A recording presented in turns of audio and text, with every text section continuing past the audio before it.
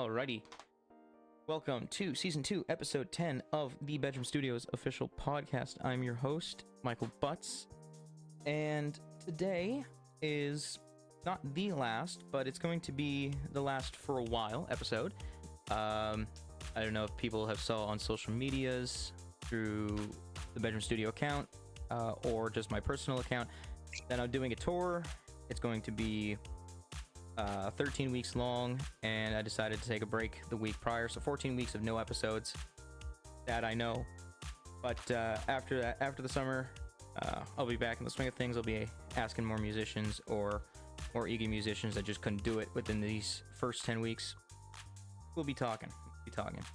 So today we have, surprise, another phone call. We're doing another call from Facebook Messenger. Hopefully it's not the same like with John McLaren. That was atrocious, just constantly buffering. And for those who enjoyed last week's episode, thank you. That took a lot of editing. But today things are smooth sailing right now, and we have a pretty young gentleman here. Not super young, legal at least. His name is Hunter Bushell. Is it Bushell or Bushell? Usually Bushell, but I get all kinds of pronunciations with it. All right, well, I will say it properly. I'll say Bushell then. How's it going, I get Hunter? Bushnell quite a bit with an N, but I don't make binoculars, so that's not me. How are we doing, Hunter? Not too bad. Yourself? I'm doing all right. Not a fan of this heat. No, it's bad here too. Oh, I can imagine. You're probably closer to the water than I am.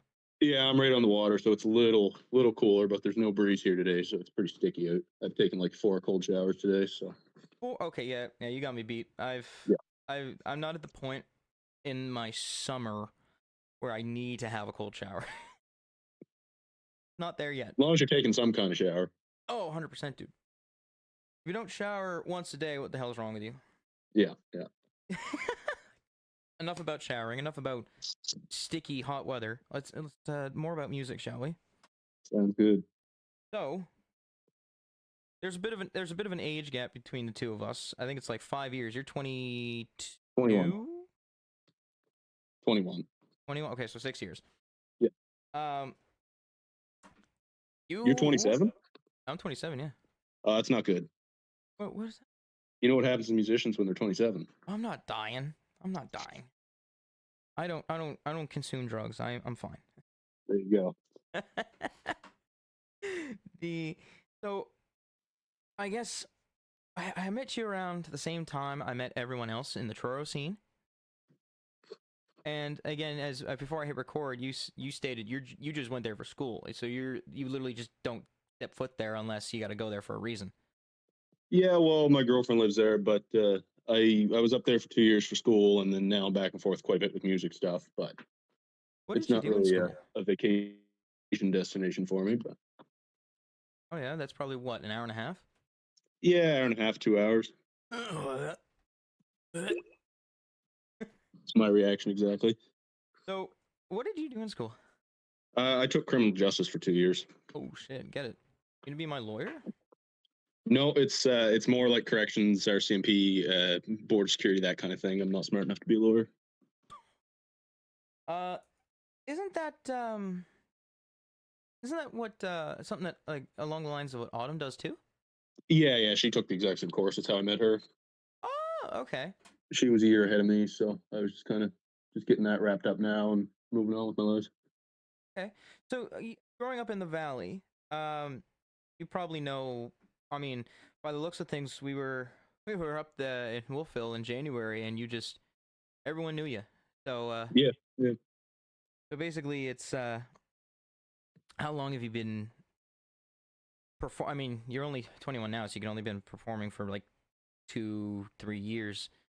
Did you just know everybody growing up in school, or? Well, it's a pretty connected area anyway, but I've been gigging since I was like 15 too, so I know a lot of people just through what little of a music scene we have here. But a lot of the people that night was just like everyone I graduated high school with goes to university in Wolfville, so I kind of just knew a lot of people from that. But Not bad. And again, I was really surprised. Like, when we were at the Anvil, and everywhere you went, everyone was just like, oh, "It's Hunter! It's Hunter! Everyone, Hunter's here!" I was like, "There's no way this dude's got that much motion." Yeah. And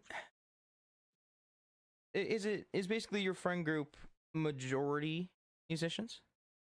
It is now. I mean, I've got my friends like home that I went to high school with, 5 or 6 guys that I hang around with quite a bit. But outside of that, it's really just people I meet through music for the most part. Fair I'm enough. not the biggest social butterfly, but Oh, I've okay. got my circle, and that's kind of it.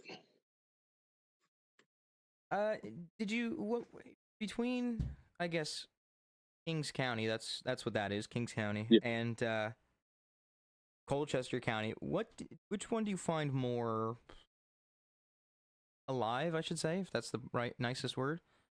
Definitely Colchester. Just the valley's really bland for music. There's 5 or 6 venues, and that's really it. Like, there's nothing wrong with the venues, but there's just not a lot of them. Are you So speaking? Oh, you make your sorry. rounds, but there's not a lot of work for musicians down here. So it's definitely more going on in Truro and New Glasgow up that way, kind of So are you speaking just for Berwick? Or are we talking like Wolfville, Kentville, New Minas, Port Williams? everywhere. Woeful, Campbell, all of it. Oh, really? Okay. Yeah. I haven't played there that much. I mean, No. what do I have under my belt? Um, Kings Arms Commons, which is new. I've done Patties Yeah, I before played in there. Patty stopped live music, so I haven't played there for like 3 years. Yeah. Um, I think I filled in for Clay at the Kentville Legion on a random Saturday, Yeah. and that's basically my repertoire. I thought there would be more, or are you just saying 5 to 6 as an exaggeration? There's not a ton. Like, I don't know the exact number, but Schoolhouse in Windsor's pretty good, and then there's a Spitfire across the road, and there's some stuff in Windsor. But really, like Berwick, Union Street's kind of your only bet. Smokehouse does some music sometimes, um, and then Cantfall. There's Patty's was doing music, but like you said, I haven't really seen many people playing there lately. And then there's the King's Arms in Cantfall as well, which I've played at a few times. But I don't want to leave anybody out, but there's not a ton going on, and a lot of the places are like kind of the craft brewery scene, so it works good for singer songwriter types. But it's hard to get a full band in there, so there's not a huge scene down here, but there's definitely some stuff to do. I have to say the biggest thing probably for your general area, but I mean they don't do that much anymore. It's it's the stuff going on at Fox Mountain. Yeah, there's like a bluegrass festival thing in there that does pretty good, and then I think they were doing like a rock and metal thing in there as well.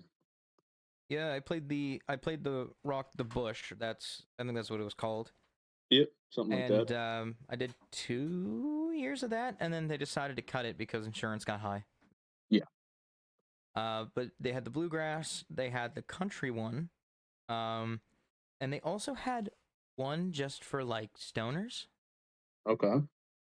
Yeah, I think it was called like Harvest Fest or something like that. One of my Yeah, I think I friends, remember seeing posters for that somewhere.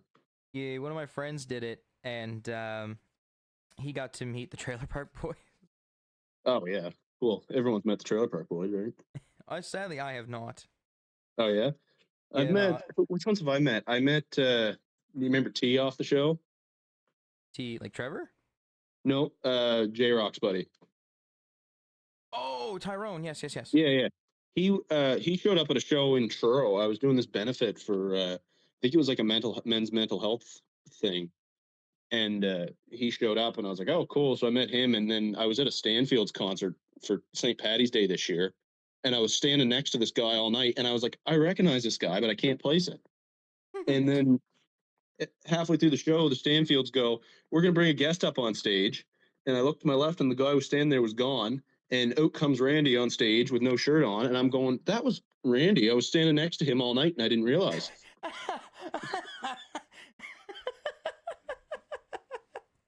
You just didn't recognize him with the shirt on?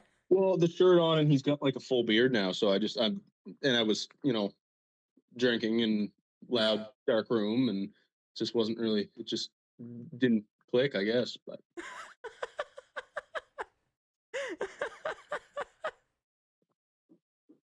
man. Speaking of Trailer Park Boys, did you know they actually own one of the bars on Argyle Street in Halifax? Do they? Yeah, the Economy Shoe Shop. Okay. Hmm. Yeah. And then I missed the opportunity to meet J-Rock in downtown Halifax actually. Yep. Yeah, I think it was either I was away or I just didn't go, but it was in the basement of the shoe shop and I think he was rapping or I think he was like singing. Yeah. Yeah, As he so does. I dropped the ball on that one and I missed an opportunity to meet J-Rock. I missed an opportunity to meet him once too. He came to my high school for like there was some day at school. I don't remember what it was, but there was an event going on. There was no classes for the day. It was just like I don't really know what it was. It was just like a fun day. But of course, I was 17 and didn't want to go to school. So I'm like, well, if there's no classes, I'm not going. And then I show up the next day and everyone's like, dude, you missed J Rock. J Rock was here signing autographs and everything. Like I was upset, but you know. It's it's it's the staple it's the staple like, oh, I'm just not going to go to school today. And then like you come the next day and it's like a celebrity was there. Yeah. There she goes. Oh. So in terms of I guess I mean he still technically does music. Did you like unironically listen to J-Rock or like the Trailer Uh, Park Boys actual like their actual music? no, I know Bubbles was in Sandbox at one like before the show. I think they did pretty good, didn't they? Something like that. Did you I've never really paid much attention to what they've done outside the show, but there was a lot that he sung as like Bubbles, yeah, yeah, I was there not for his some of that actual stuff self. from the show and stuff like that. But I've never really looked into any of their actual careers or anything. Oh, the Bubbles songs are friggin' hilarious. Oh, they're genius. The and I was too young for the time, but Bubbles actually did have his own place, Oh yeah, Bubbles Mansion. okay. Yeah, and I think I was like 9 when it closed down or something like that.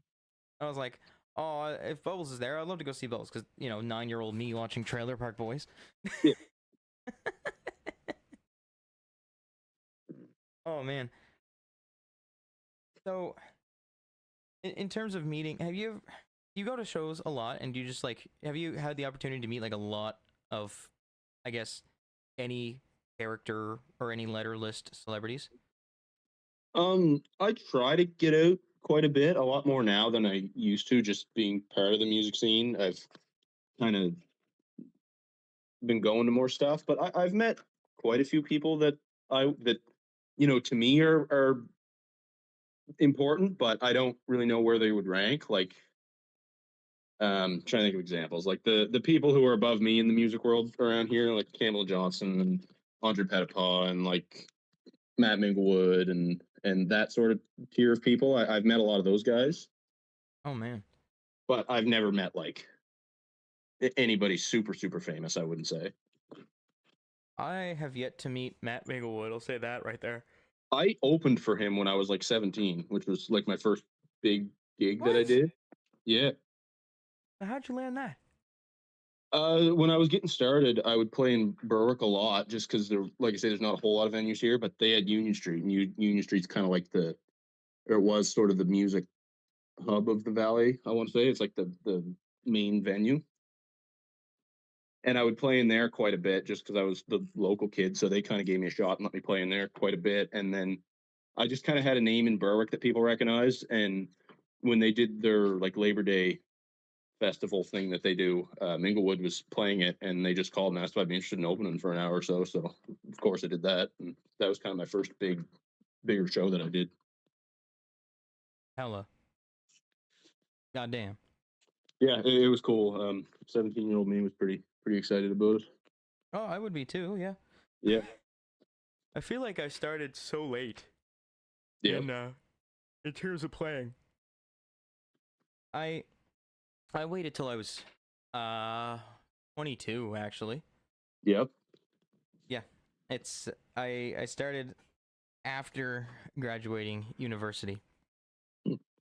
I just said to myself, do I want to play or also at the same time I just didn't know like what to properly do. Yeah. Now I've done it so much, it's just like, all right, go to a website or look up something, look up a restaurant on Google, call them, email them, Yep. be like, I play here, please. Yeah, Not, it's a lot of cold calls for sure. oh my goodness, I'm not even gonna. Oh, the amount of cold calls that I've done since January, just for like everything in the summer. Mm-hmm. Good God. Yeah, I hear you. That's all I do is just call, and then 1 out of every 10 places you call will let you play, and it's kind of the drill. That that's a horrible ROI, I'll tell you that one. Yep. But there is spots that I do enjoy playing. It's Oh, absolutely. There's lots of great venues. you know, I mean, churro is a distance for me too. Right, it's an Yep, hour, but it's fun to go up and play. definitely. You're Halifax, right? Uh, Yeah. Lower Sackville. I'm a little closer. Close. Okay. Right on. If I was in Halifax, it'd be an extra half hour just to get to churro. Yeah. Not fun. So No, Toronto's definitely got some good spots, and then New Glasgow's got a pretty good scene too. I like playing up there quite a bit. I just dove into Pictou County recently. Yeah. So I had I picked up a gig at Nook and Cranny in the Pictou location at the start of May. Yeah. Then the weekend after, I was in Stellarton at Backstage Brewing, Yeah, I've heard of that place. I've never been in, but I hear good things. and then actually this weekend I'm back up because it just so happened that this Saturday became open for Pictou, so obviously I'm gonna dive right into that. Yeah, of course. And then another Stellarton and in July, and then actually same day, well, it'll be New Glasgow, so it'll be Backstage and East Avenue. Yeah. I play Shoebox tomorrow night, Oh man, which is a fun venue. I like that one a lot. And then I'm sticking around because Sunday Autumn's doing the Glasgow Square songwriter series thing that they're doing. So it's cool. But the I'm New still on the Glasgow's got a wait good list scene. for I do that. like music there quite a bit. What was that? Oh no, finish. I cut you off. Sorry. I think I was done. Oh, I said I'm still on the wait list for that. Oh yeah. Yeah, I I don't asked know how far out he books those. a year, I think. Is it a year? Yeah, because I think he got a hold of me. I don't even know how long. It's been quite a while. I'm playing it in September, but I Right. think he booked me in like January or something. So it's definitely he definitely doesn't far out. Oh god, I got a hold of him, Yeah, and he said I'll put you on the wait list. yeah. I think he's got quite a bit of demand with it. Yeah, he's got that place filled. Yeah, that's definitely his turf for sure. I was just thinking, I was like, the list can't be that long, can it? It's the same thing with another musician. He kind of does something like that in Halifax. Okay. But not, the fancy camera quality of Darcy. Yeah. So, uh, but this is Darcy's once a month. Yeah, I believe so. Okay, yeah, this is the exact same. And I He's said like to him, I the said, first Sunday of every month or something like that. this one used to be bi-weekly Thursdays, and then it switched to one Thursday a month, and it was Noah Okay. Ties, a little like gathering of two songwriters, Okay. and I was just um baffled because I was just like, yo, what's it looking like? What's the list looking like? Can I come up? And he's like, oh yeah, the list is pretty long, dude. I'm like, what? Yeah. I was like, if it's so long, why once a month? There's one in Truro that's pretty good too. It's Megan's thing at the commune. She does. It's like a songwriter circle. Yeah, I did that in That August last year, did you? That one's pretty good. I like the commune quite a bit. and I am back for this one in June. Are you right on? I think I'm doing the July one. I want to say either July or August. I can't remember. Eesh. I get it all marked down. Yeah, it's marked down. It's always marked down somewhere. Did I mark it down? I marked it. I put it on Excel, but did I mark it on my actual calendar? Yes. Okay. Grand. I think I saw the post on Facebook. I was just chilling at like an open jam downtown, and I opened Facebook and I saw it's like, hey, I didn't want to do this, but looks like there's a spot open for June 21st. I messaged her. I was like, me, give it to me. I already did it, but give it to me. Yep.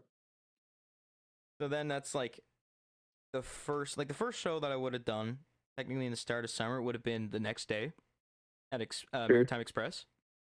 Oh yeah, I just played there a couple weeks ago. It's a good venue too. Yeah, no, last time I was there was March. Oh yeah. Yeah, it was. I said, "Oh man, I'd love to play here again." I was like, "Can we look at something for like June?" He goes, "That's way too far out. You gotta ask sooner." Yeah, they don't book very far out. I find that they're very like 1 month at a time. Yeah, it's okay for people that don't have a busy schedule. Yeah, for sure. Like, I'm not saying like, oh, you should book 3, 4. I mean, yeah, you should book 3 months out at a time, and once you get to like your last month, then start looking for the next 3 months. Yeah, for sure. It seems fair, no? Yeah. Um, The good thing about them though is their music night is usually Monday nights, so a lot of times you're not playing places Monday, so it's not. I don't find it too terribly hard to find time to squeeze them into the schedule because most of the time there's nothing going on Mondays. no, it's but for me though, heading right from work, I get off at 4:30 and I go right down. Yeah, I suppose you're quite a distance away from there. I'm only half hour or so, so not Yeah, quite I'm as bad.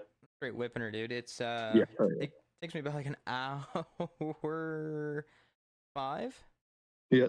an hour and five, and then I quickly run up. The first time I was there, I brought my own mixer, and I realized my mixer wasn't compatible with their speakers. I didn't even know they have speakers. I always bring my own PA to that. Oh yeah, I was debating to bring my own speaker and all that stuff, but they were like, oh yeah, we got speakers, and I always like to bring my own mixer. Yeah. And then I was like, oh, no sound is being emitted from your speaker, and they go, is it a powered mixer? And I was like, well, you need a plug to turn it on. Yeah, And it's so not and but double no, it A's. has like this little like battery pack on, or like this little like power source on it, meaning their speakers can only work with their mixer. So I was like, oh, okay, screw it. I'll just pack my mixer back up, and then I'll just use your stuff. Their stuff sounded fine, right? Yeah. I think it was like a Yamaha brand, and it was just like super simple. I was like, okay, everything sounds great. No one's asking me to turn down. I just played 2 hours straight. Yep. It was fun. That's why I was like, oh, can we do June? And then he was like, oh, it's way too far out, buddy. Yeah. I like that venue. It's like playing in a medieval castle or something. It's a cool environment. Yes. Like the old bricks and everything in there, and it is a cool spot. In terms of playing though, what spot do you like the most? Um, I like the spots that kind of are a little bit more music based. Like I like the bars that are set up to be a music venue, like something like Union Street or the Shoebox or like it's just stuff that's got a stage and got a sound guy and everything's kind of easy for you. Like you go to some of these craft breweries and stuff, and I mean, there's nothing wrong with bringing your own stuff and doing it. That's fine, but it is nice when you go to a venue and it's like, okay, this is the sound guy. He's going to handle everything. All you got to do is plug in and play. I do find that nice. But Union Street's kind of always been my home venue in Berwick, just because they were kind of the first like bigger spot to take a chance on me and let me play, and I've been playing there since I was 15 or 16, something like that. So that would probably be my sort of my home base. I don't think I got a response from Union Street. I hear they're shutting down, maybe, or they sold or something like that. I don't want to speak out of school because I don't really know the details, but I don't think they're doing gigs in the same capacity that they were a couple years back. I just played there in the summer and it was a ticketed show, and I don't think they've done a whole lot of those since. Oh man. But they used to do like when I was coming up, they would do like Friday night music, like just free music. Come in, somebody play, and it was just like a regular 2 hour show, $200, like Well, guaranteed. But now it's every time I've played there recently, it's always been ticketed, which is fine because in Berwick I do pretty well on tickets because it's kind of a hometown crowd. But like I couldn't pull that off everywhere, but I can do it in the valley. yeah, I shot in the dark, emailed them, and I saw the poster that you did, Yep. and I was like, okay, ticketed. Screw it, we'll try it, and I just never got a response. Yeah. There's a few spots. I find it's like going farther out. Ticketed events are it's a nice way to not make a lot of money. It can be, yeah, definitely. 'Cause if you're doing it hometown crowd, lots of people. You can usually convince people to cough up the $15 for it. But you go very far, no one's going to pay $15 to go see someone they've never heard of, right? Nope. It's tricky. It is nice when you just go, you get your money guaranteed. You don't have to worry about how many people are there. You do the show, you get paid all the same. It is nice when that's the case, but I I did walkers on Garrish Street last year, okay. and I was like, it was like the last day of the summer tour, so I didn't care. I was like, yeah, it's $5 at the door. I don't care, Yeah. right? And they were like, oh, there's a giant crowd in there right now, and I was like, oh, nice. Like almost every seat was full, Mm. and then it turns out it was also like a birthday party as well. So the first thing I was like, they said like, oh, 90 people are going to be there. Or I was like, oh, great. Okay. 90 times 5 is $450. Cool. Right. Yeah. And, by the time I started playing, like a few songs in, that birthday crowd just left. And they even sang happy birthday for them. They were like, can we get happy birthday? And I was like, oh, of course. And then a lot more people came in, and I was like, now, were they told about live music? I wonder how much I'm gonna get. And then at the end of the night, they're like, here's $40. I was like, what? Yeah. 8 people? I just try to keep my expectations low with it. At that point, yeah, if I'm That's going the some best way to far do it. place out, and if I'm like sacrificing and doing a ticketed event, I'm just gonna keep my expectations low. Yeah. It's either keep them low or just be like, yeah, screw that. And the other thing I find too with ticketed stuff is sometimes it makes sense. Like if you haven't played in an area in a long time or whatever, you can make it work. But it's kind of like, at least where I'm at, I don't really say no to anything. Like if somewhere's willing to pay to have me play, I'm gonna do it. I take most everything that's offered. So it's like I don't. Sometimes it's tricky to be like, yeah, I'll do a ticketed show here where I'll charge people $10 to get in, but then next week I'm playing across the street at the other bar for free, right? Like That's a sometimes little I find shisty. that's kind of a weird Yeah, weird thing to get around. But it can seem shisty, yeah, right? for sure. Like, again, I mean, Garrish Street, and it's literally just around the bend from Spitfire. Yep. It's like that stop sign, turn left, right there. Yeah. And I'd love to do the other spots, Schoolhouse and Spitfire, but I called them. I literally called Spitfire, and they told me that they were like full for the whole year. Yeah. Which is a pain in the ass. It's like we're a few months into the year and you're already covered for the whole year. What do you mean you're covered for the whole year? Yeah, a lot of these places like to book everything all at once, which is great for them, but it's hard for me to be like, yeah, I'll be free December 12th. Like, Yeah. sometimes that gets tricky. But I've never done my own set at Spitfire. There, I've performed like guest appearances and stuff there, but I've never done my own set there. I've played across the street though. I don't know, 15 times over the years.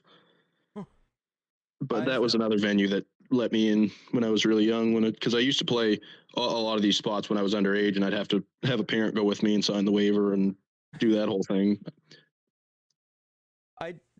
I know I only know Spitfire because one of my friends was playing and he told me to come out, and Yeah. then I did a guest set as well for like their little 15-minute breather. Yeah. But yeah, across the street I've seen a few friends play there, and it'd be fantastic if they respond to their emails. Yeah. Yeah. I don't really know how they like some of these places. They kind of have their roster of people, and that's more or less who they stick to. And I don't know how they do their bookings in there. I know it is a lot of the same people every couple months will kind of cycle through, but I'm not really sure how Well, how you do would you go get in? about getting in there. How do you get in there then? I started. They used to. I don't think they do it anymore. But way back, they used to do an open mic there every once a month or whatever. And I just went to it one night when I was like 16, just to try. I was um, just getting started and trying to book as many venues as I can. So I just went to that, and then I met the like guy who handles the booking, and he really liked me, and I just kind of got along with him pretty good, and he started booking me. But I know he's since switched roles, or I don't know if he works there anymore. I don't really know what he's up to, but they just kind of kept me on when the switch happened. Oh, lucky. But that's kind of one that I lucked out on, I think, because I don't know. I know they book the whole year at once as well. So if you were to email like at the end of the year very early, you might get something, but that's I'm not really sure how they operate. There was another spot just around that same area as well. Tommy Guns. Yes, Autumn's playing there in, like next week or something, I think. Yeah, I saw. Or maybe Oh, not next week, but it's coming right up. I think it's the same week. I'm in PEI playing in Charlottetown. Oh yeah. Um, but I even called them on the phone. It was one of my cold calls, and they said, "Oh yeah, just message on Facebook," Yep. and then I just got left on red. Yep. Love to see it. Yeah, I will say I'm definitely growing some thicker skin with that. That seems to be the a lot of people's tune, but Yeah, no, I just get pissed off like, and I'll just see it left on red because I'll check like the next day, right? And I'll be like, did they actually see it? Am I like, and then they see it, and I go, okay, fuck you too then. I just looks like I'm not playing there. yeah, it's hard because it's you don't know whether to call or email, and then half the time you call and they say, "Oh, well, just email us," and then you email and then they never open it, or you get stuff that's, "Oh yeah, we'd love to have you. I'll get back to you," and then you never hear back. But I think that's just part of the game. Oh, it's a piss And I off. mean, I understand like obviously these venues, their priority isn't music. Like they're worried about running a business. So, I mean, if they probably got bigger things in their mind than music, but it does get frustrating at times for sure. Oh, does it ever? My favorite. I said this to some other people in previous episodes. There's a few things that I hate hearing when doing cold calls. One of them is, "Oh, we're booked." Yep. Another one is, "Oh, the manager's not here, but we'll write your name and number down and give it to them." Yeah. That's a painful one to hear because it never it. I think my ROI on that is like, God, it's a failing percentage. Things like 20%. Yeah, mine's probably about there too. Yeah, it's like, God damn it, and it's what It's good to irks. hear it's a universal experience, though. Yeah, what irks me though is like, yeah, I get it. They don't care. They're just trying to be a restaurant, and it just so happens they have live music. But the thing that irks me, it's like, can you just like say, "Oh, here's the email." Yeah. He's not in. Here's the email, instead of like a game of cat and mouse. Yeah, for sure. Because there were several times I even up in like for spots in Cape Breton, I was calling. Finally got a hold of the manager. He goes, "Oh, actually, we're booked for the summer." Like I was calling for 3 weeks. Yep. I even said it. I didn't say it like that on the phone, but I was like, "Oh man, I'm trying to get a hold of you for 3 weeks." Yeah. And he's like, "Oh well."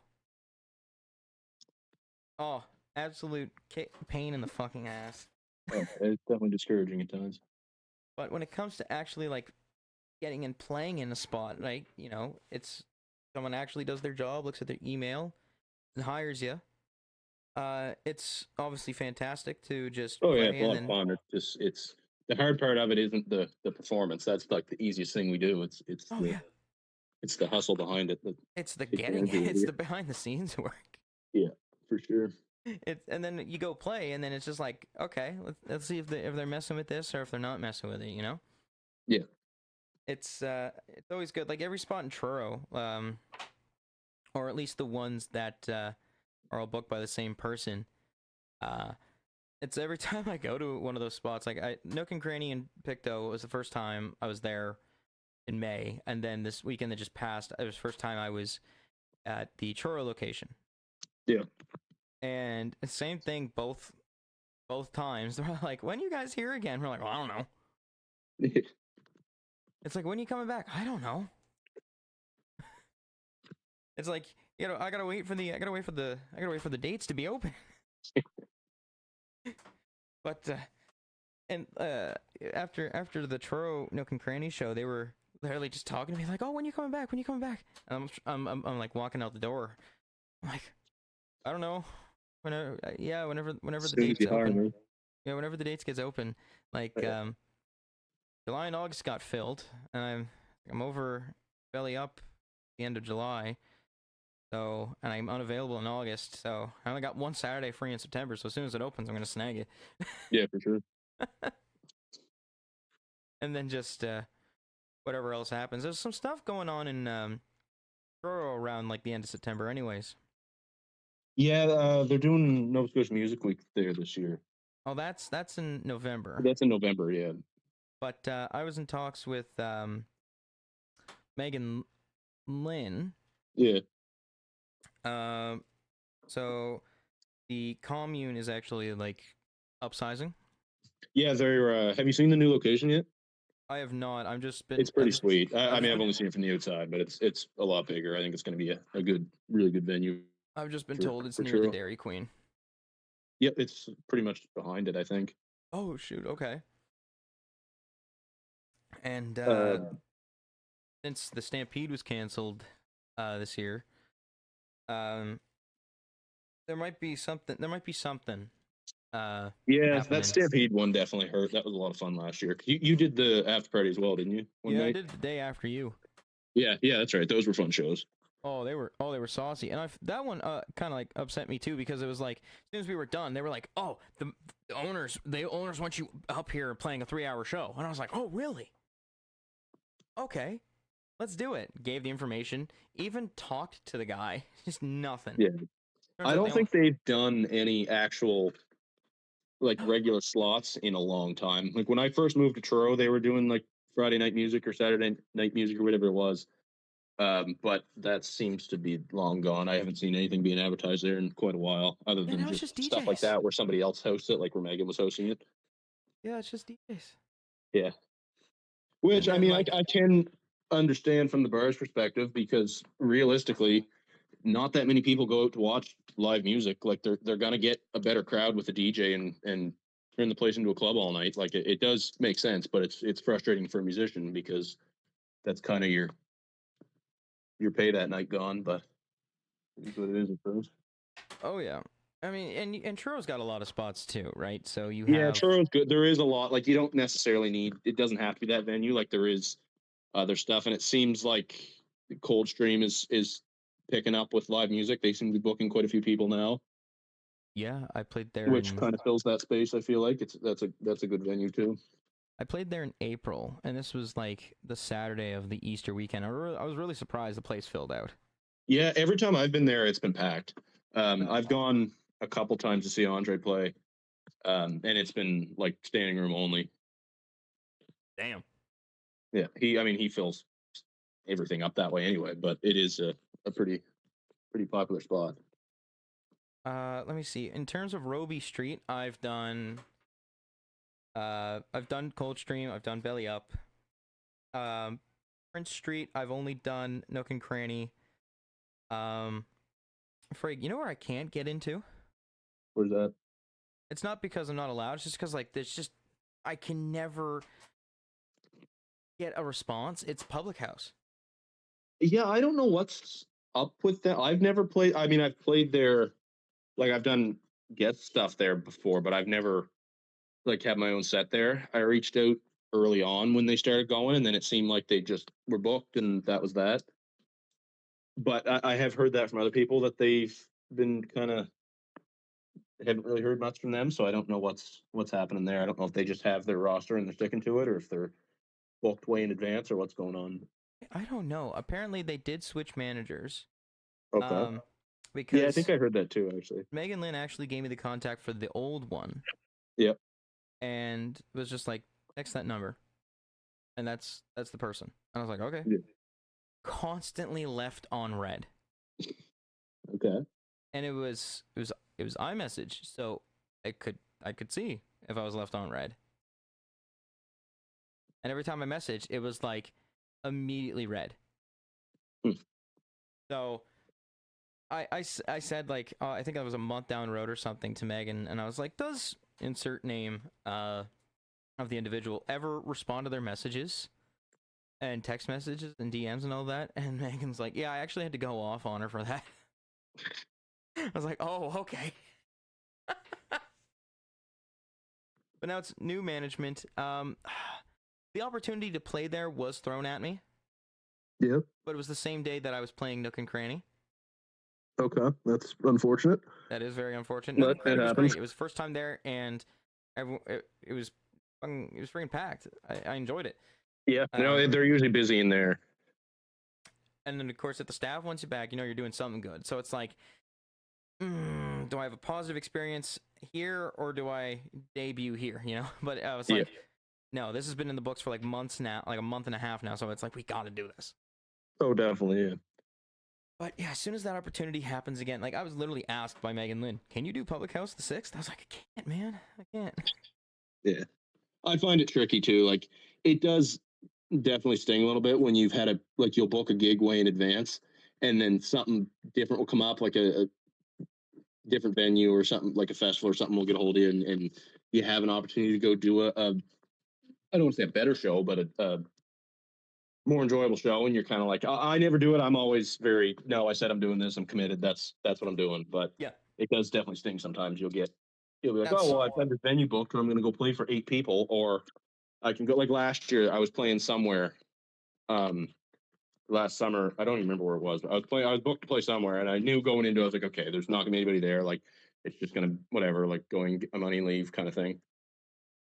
And then it was like some event contacting me like, hey, do you want to play tonight? And it was, oh, I'd love to, but I kind of got this other thing that's already been scheduled, and I don't want to. I don't like to switch on people like that. Like once I've said I'm going to take something, I like to stick to it. So it definitely stings a bit, but it happens. I would only switch up on a few things. The biggest one, if the dollar amount was higher. Yeah. That's the guarantee. It's if it's like a festival, it's like, hey, we're gonna pay your band like say, $1,200 for the 4 of you. Yeah. Right? You're all making Yeah. $300 to play like 90 minutes or something. It's like, okay, hey bar, that's going to pay me like 150. I'm sorry. I got a bad Yeah, bar. that I mean, you obviously, but I'm not much money thrown at me most of the time. So. But there's actually one time that I did actually get something, found something different, and then canceled the first one. Yeah. It actually didn't even happen yet. I was looking for spots in PEI. Yep. And the thing about PEI, basically in Charlottetown, every bar is like right next to one another. Okay. Like it feels like going on,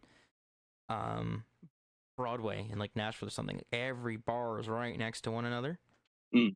So I was looking for spots, and I was like, at least 2, because last year I did 1. I want at least 2 spots. Yeah, One of the spots, they were like, yeah, we'll hire you. It's a ticketed event, though. So right off the bat, in my mind, I was like, oh, damn it. I was like, okay, let's try it anyways, and I can go hunt down some PEI acts, and I can like do an opener, I guess. And then I finally got a response back from this one girl who is in charge of like several bars, and it's actual payout instead of ticketed. And they said, we'll give you this much for a duo late at night. And I was like, oh, bet, yeah, let's do this date. This date right here. And then as soon as that got confirmed, I called the other spot like, hey, I gotta cancel. Yeah. But yeah, like ticketed event versus like guaranteed payout, like a handsome payout. Like, I'm gonna take it. I'm sorry. Yeah, no, it makes sense. But then it's like, at the same time, you're like, man, it's a spot that I'm not from. People won't know me. It's like, oh, am I going to like burn bridges, or am I going to ruin a reputation if I decide to go back again? You know, like there's so much against you. Yeah, slippery slope for sure.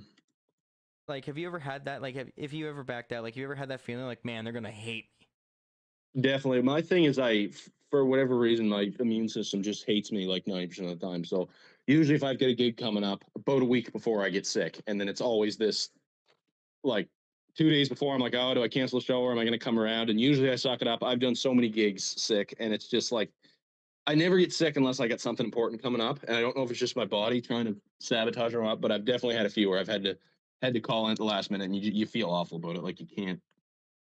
And you don't want to Oh, go and have your voice give out and suck and embarrass yourself, and that's one thing. But you're also like, well, I kind of are they going to ask me back if I pull out at the last minute? It is oh, I've done a definitely lot dicey, but while under the weather, and I don't back down from that. oh, I try my absolute hardest. I've only canceled a handful of gigs for like if I'm actually on my deathbed. Uh, I did a gig it was 2 weeks ago or something. It was at Maritime Express actually. I had gone fishing the day before, and the black flies were ridiculous. I don't think I've ever seen black flies as bad. It was horrible. Like I had the bug net on and everything, and they were still getting under it and just chewing me alive. And I found out that day that if you get bit by too many black flies, you can get this thing called black fly fever, oh, nice. which I didn't know about. But I got like violently sick the day of the gig. Like I just woke up and was horrible. I was throwing up all day. It was awful. I'm like, I'm gonna have to cancel the gig. And then I took some Pepto and sucked it up and went and did it anyway. And it was like, go to the bathroom, throw up a bunch, feel awful, get on stage, do your hour set, take your break, go do it again, get back on stage and suffer through it. But I've definitely got some horror stories, but There was I one try my time. hardest not to cancel anything. But honestly, it's not singing through something like that's not as bad as singing through like a when your voice is just gone, because there's really nothing you can do with that. Oh, I've done that. Yeah, it's I have, and it's not something I would love to do again, but it's something I definitely will do again. The There was one time. It was a weekend in New Brunswick, and it was two shows, and literally a half hour before the first show on the Friday, I felt a wave of just sick come on to me, Yeah. and I was like, "Great, okay." Um, I said to my friend who was at the show with me, I was like, "Okay, I am sick now." He's like, "What? What do you mean?" I was like, "No, I'm sick now. I am sick. I have caught something. I don't know what it is, but I caught something." He's like, "A half hour before your show." I'm like, I'm going to power through this, and it's going to be a rough 3 hours. Yep. It's the worst. Then the next night, different bar, wasn't turning down. I already drove 4 hours out to New Brunswick. Yeah. I ain't saying no. So I'm feeling like absolute crap. I'm powering through this 3 hours, another rough 3 hours. Oh, I hated it. Yep. No, it's definitely the worst. And then the week of Valentine's Day this year, I had another show on a spot that only they started doing Saturdays because they were Fridays only, and they started doing Saturdays. And I think I was like the last Saturday or something. It was Valentine's Day. I get sick. I was like, I'm not turning this down. I'm going to sing sick. It's gonna hurt. It's gonna suck. But Yep. I'm going to give her. I don't care. When I'm sick. I just like it's always like right before. It's like I'm not turning down. I'm not saying no to this. This is way Yep. too late of a call out. I gotta power through this if they like it or not. If I like it or not either, Definitely. It's and then sometimes I'll just be minding my own business. I'll play a show, and then like the Monday hits, and I'm like, man, my throat hurts. Yeah. And then you're It's just always like, great when you get something coming up. I find I can't seem to catch a break with it. It gets frustrating, but every so often, about every third show, I'm feeling 100%, which is nice. I think for me, it's just like overexertion. It's just like, hey, settle down. Yeah. Here's I some. don't know if it's like I say, I don't know if it's like my body just subconsciously is like, something's coming up. It's about time, start I don't know if my immune system just hates me or what it is, but it's like clockwork. Oh, I know when something's coming on though. So yeah. And it sucks. And you just get the wave of it and you're like, oh no. Yeah, how bad it's gonna be this time. And then you wake up the next day and you're just like, you're just dying in bed. Yep. That did happen a few times. It did, and usually if it's something like that, it is a flu. Yeah. So that oh my god, that flu lasted for like 2 weeks. It was disgusting. It was that weekend was New Brunswick, and then the weekend after was Music Week in Yarmouth. Oh yeah. Yeah. So then I seemed fine. I only went up the Saturday. I was feeling fine. The Sunday was horrible. Oh my god, I kept having to leave the award ceremony to go blow my nose. Oh, it I was did so one bad. one time. The worst one I think I've done was I think it was like 2 years ago around Christmas time. I got this horrible ear infection, and I was in so much pain, and I couldn't move for like 4 days. It was brutal, and I had a gig booked at the end of the week, and so every day it was progressively getting worse and worse and worse. And then I finally got on antibiotics like the day before the gig, and I felt a little bit better. But by that point, my like all my hearing on my right side was gone. I was 100% deaf in that ear. And so I get on stage and I had my monitor sitting directly like next to me on my left because I couldn't hear anything in my right side. I had it cranked, couldn't hear anything. It was awful. Disgusting. Yeah, not fun. Disgusting. But I think it does definitely build your chops and makes you a more versatile performer out of it. I mean, you can tell when I'm out of it. Yeah. Yeah, Oh goodness, when I'm performing, you can tell if I'm out of it. If yeah, I'm just playing the song normally and like don't even do anything random, if I'm just strumming the chords, you can tell I'm so out of it. yeah. Or if it involves like having to yell or like be loud, and then I start using falsetto Yep. when I don't need to. Well, my thing too is you've heard me perform it. I have a pretty aggressive vocal delivery, so when you're sick, that's really painful to pull off. Yeah, there's a few songs that I just simply can't. Yeah, I'll have to like switch to falsetto, and it's just like, oh, what are we doing? What are we doing here? yeah. There's a note in there somewhere.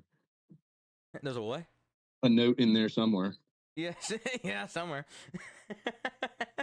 Is it in the Western scale? Probably not. Oh my goodness. You ever had to call off studio time for being sick? No, that one hasn't happened yet. Thank knock on wood. I am in the studio next week, so I kind of wish you didn't say that. Oh Sorry. no. So you've bounced from a few studios, have you? Yeah, So you have two EPs out, I do. and told me your second one was in Halifax. Where was your first one? I did the first one. The first one was kind of a trial run. Honestly, like I was just out of high school at the time, and I was working in a factory, just killing time, basically, trying to figure out what I wanted to do. And I met this guy in there who was he was a forklift driver at the time, and I just got talking to him one day, and he was telling me he was a rapper and he did all this, like he'd done some tours and stuff like that. And I was like, oh yeah, that's cool. I do music, whatever. And we just get talking. And he's like, well, I think he had found some videos of me playing somewhere, and he's like, man, we got to get you in the studio. He said my buddy's got a little basement operation. Like it wasn't an official thing. We just kind of went in and screwed around for the day and got the songs recorded live, and it was pretty DIY, but it was fun, and it was definitely a good first kind of foot in the door with releasing my own stuff. Did was what was the in terms of EP1 or Yeah, EP2? I should say their names. The first one's obviously self-titled, Hunter yeah, Bushell. And the second one is The Raven or Roadkill. yeah. So in terms of both EPs, which one probably had like the better? I guess I keep using ROI today. Which one had the better ROI? I've been like, hey guys, EP out, go listen please. I would say definitely the second one, but I don't think that's anything to do with the studios. I think it was more the first one I kind of just put out with I had no idea what I was doing. I was just performing the odd gig every maybe once a month. I wasn't taking it very seriously. It was just kind of a little side project, and I more or less just put it out because the opportunity was there, and I just wanted to see what would happen. So, There wasn't really a lot of thought went into that first one. The second one, I put a lot more time and effort in, and I think the songwriting grew a lot in that year and a half, whatever it was between records. But the second one definitely got more airplay and got more. That's the one that I'm more proud of. okay. Have you ever been on the stations yet? Yeah, a couple of them. Nice. I was on the East Coast Top 31. The one of the songs went Hall of Fame on that, so I got played on that a fair bit, and then Lower Sackville represent. QCCR. What was that? Sorry. Lower Sackville represent. Sure. And then QCCR in Liverpool plays Nice. me a bit. There's another one. I won a NSCC like talent competition last year with one of my songs, so that got played on. I don't even remember what station it was, but then there was a local stuff around here played some of my stuff a little bit right when it came out, but not a whole lot of airplay. But I can say I've been on the radio, which is cool. It's always be like, yeah, I was on the radio, dude. Yeah. Yeah, I did that. That's all me. It's cool to tell non-musician people that because they think it's a big deal, and then you tell someone who knows something about music, and it's like, oh yeah, something. Yeah, it's not bad, not bad. Yeah, but you tell someone who doesn't know anything about music, dude, you were on the radio, you're like famous, man. Oh yeah. And then you just And go with that and let your real head quick, swell for a day or two. real quick, I'm gonna do this. You can take a second look at that later when we're done here. But if you quickly like hop up your phone or something, I don't know if you're on your phone or on your laptop or not, but No, that it's is on I just sent you a list of community radio stations. Okay, what just on Facebook? Campus and community. Yeah, I sent it over Messenger.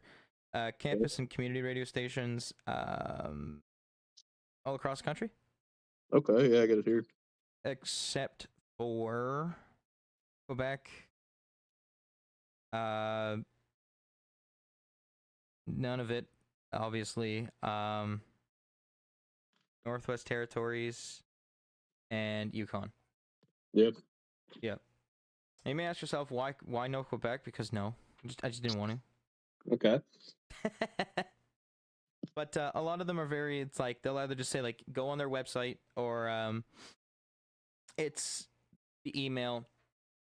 I noticed a few times, like, as I was promoting my new song, I noticed that it would just be like copy paste the email, send it off, and then like within 2 minutes be like, yeah, that email doesn't exist. I don't remember which ones were which, but I would guess just run through all on there. Oh, there's a lot on there, isn't there? Let me see. There is over 130. Yep. Yeah. And some of them are campus, some of them are just flat out community. Yep. It's good. And the thing is about those types of radio stations, all SOCAN, right? So if you have your stuff up on SOCAN, it's going to read the ISWC. Sure. And then obviously that's royalties to you. And then there's just every community radio station is always begging for new music. Some are pickier than others, right? Yep. Some are specifically like, hey, we only want people from Ontario to submit us music, which is lame as hell. And one of the stations will tell you that. I don't remember which one. But I did write, I think it was a BC or an Alberta or Manitoba station that's flat out like, we only want albums and they cannot be older than 3 months. So there's a lot of specifics. And also Earshot Distro. I don't know if you ever put your stuff on there. I think it's like $7 to upload a song, but basically it goes into a database and then a bunch of radio stations, and you can select which radio stations can actually take your song, listen to it. If they like it, they add it into their rotation, and then just that's also royalties for you as well. Okay. Yeah, there's a lot, and I still scratch my head to a few things. I'm a bare minimum guy. You know, some people may look at me and think like, oh, this guy's got it figured out. He knows what he's doing. And I'll say right now, if I knew what I was doing, I wouldn't be here. I wouldn't be here. I'd probably have a vacation home here. But yeah, that's it. And I mean, I like to consider myself the guy that likes to help everybody, or the guy who actually wasted the time of day, you know, to go compile lists and gather a bunch of information and a bunch of contacts, and then be like, you know what, this guy deserves that too. Here's the Yeah, answers. And I've done that for a lot of people, and it's like also with venues as well. Like I had this like back to back sheet full of venues with how to contact them. It was either DM on Facebook, or here's a phone number, or here's an email, and I was just sending it to a bunch of people. I was like, you want this here, you want this here, you here. Like one yeah. of them Which actually. I appreciate too, because I know you sent that to Autumn and myself, which will definitely be a help. Yeah, I have a feeling if I send something to you or I send something to her, because you both are dating, Yeah, I have a feeling like if I send it to one, the other person could immediately see it. exactly. Yeah, Yeah. So I forget what it was. I think it was I think it was I saw her post about East Avenue, because I'm only playing there late July. So I yeah. basically asked, what's it like before I step foot in there? And I think I got I don't even remember what she said. It was like a vague ass answer. Have you played East Avenue? Yep. Okay. Is it nice? It's kind of a classier spot. Like it's a restaurant. It's not like a pub style. It's pretty nice. Ooh. But it's when I played there, I don't remember it being especially busy, but I know they do pick up in the summer. Ooh. But they've had a new, I think they had like a manager change or a booker change or something since I Yep. played there. But like say, Autumn just played there, so I guess we've got the contact for it Yeah, a lot of people are in our saying that. archives. A lot of people say that, and I think I was talking to the new one. I think her name was her name was Vanessa or something like that. Sure. And Well, because sure, it he said. was. Do you know Leah and Kyle at all? Who? Leah and Kyle Who? Sampson. They go by like their artist name is Leah and Kyle, but it's Leah and Kyle Sampson. No, no idea. I think it's Sampson. They're like a Pictou County duo. Oh, that would do it. I don't know anyone from Pictou. But they were. I think Kyle was doing the booking in there for a while. Okay.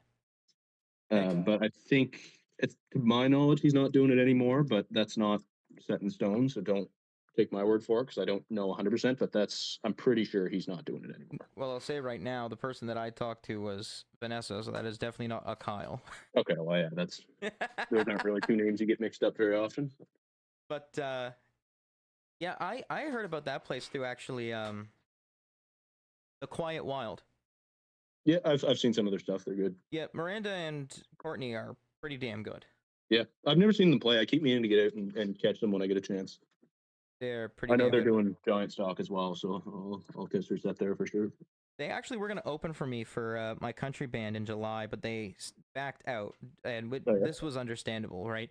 They're like, "Hey, we just got asked to play Pride Fest, and it's the same time that the show at Gus's would be, so we're going to back out from Gus's." And I was like, "Okay, yeah, all fair right, enough. fair enough. Right, go represent, you know." Yeah, But then, when something like that, if you're building bills, right, and you want to have like a few bands or a few acts, it's like it's upsetting, like when everything's there and then all of a sudden people start backing out and you're like, damn it, I gotta go find new people. yeah. Right? I've done that with Gus's. I did that for my Carlton show in August. You were one of the ones that messaged. Yes, I didn't realize that it was you that put that thing out because I was just in the Facebook group and I just saw, hey, looking for an emergency opener or whatever you said, and I was like, oh, I don't know who he is, but whatever. I didn't really look at the name. I was just throwing my name in everything like I do, and then Yeah. like, oh, it's yeah, that makes sense.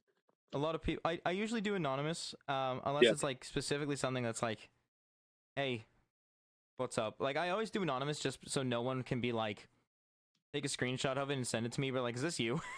yeah, Because one of my friends has done that. It even was anonymous post. He screenshot. He's like, "That's you, isn't it?" And I was yeah. like, "Shut up." But yeah, I did it for Gus's Pub. I did it for the Carlton, and a lot of people were there. And I was like, "I need a middle act. I have an opener, which is a trio. I have my 4-piece band. I just need a middle act." Yeah. And a lot of people were like, "Oh, I'll do a solo," and I'm like, "No, I have an opener." But then I eventually landed on Diamond City. Okay, They were like, "Oh, we opened for Buck Cherry," and I was like, "All right, cool, yeah, you good guys enough. can play." Yeah. I got to meet them last Thursday. We were downtown Halifax at an open jam, and they said, "Oh, our drummer's not here." And then I jumped up and I said, "Oh, I'll come play drums for you." And then they mentioned they're playing the Carlton, and I go, "Guys, you're opening for me." And they go, "Holy shit! Oh, okay, yeah, come up on the drums." That's funny. Diamond City was pretty good. I did like their stuff. I was just absolute improvising on the drum kit. I don't know their songs. Yeah. And then he was like, the guy singing, he was like, "Oh yeah, this is our drummer for our acoustic stuff now." And then I said, "What's the band called? Is it Charcoal Avenue?" Instead of Diamond City. Yeah. Just being a shit disturber. Oh man, I'm 12 years old. Oh, I'm only 13, so it's all right. I'm not much better. So, circle back to recording. When is the ETA on this new project?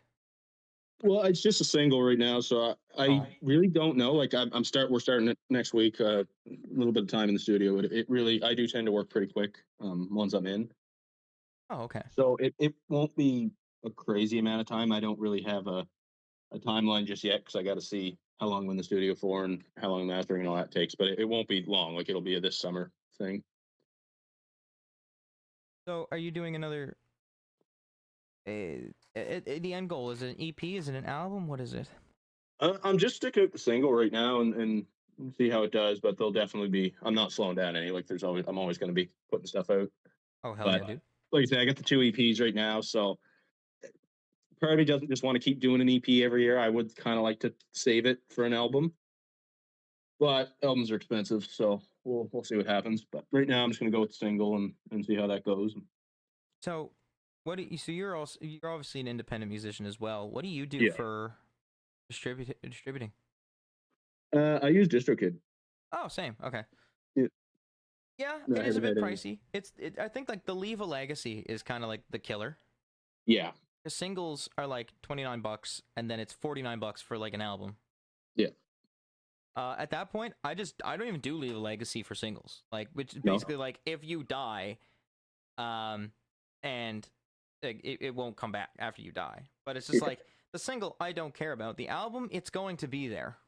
Yeah, for sure. That single is going to be on the album. I don't care. Yeah, it doesn't need to be on there twice. Especially because if you're gonna listen to Apple Music or if you're gonna listen to Spotify, if you released it as a single, and then you release it and then you release the album with said song on there, the total streams just Yeah, you go can right split to it the in half. album. Yeah. So it's like, what do we do? You know, it don't matter if the single dies because like, oh, we now have one version of the song alive. Yeah. So there's really no point. No.